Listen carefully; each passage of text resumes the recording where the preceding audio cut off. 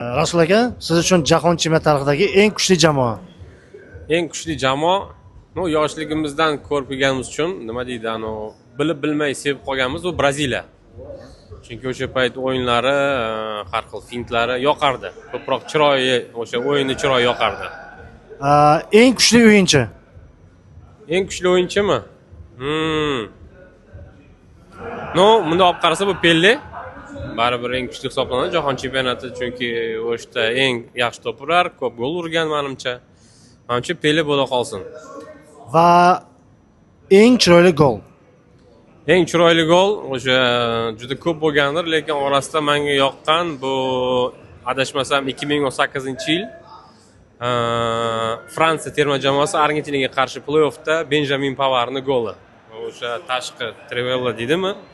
O'sha bilan urib va o'sha gol menimcha bu chempionatning eng zo'r goli deb topilgandi. O'sha gol yoqildi. Aka, katta rahmat.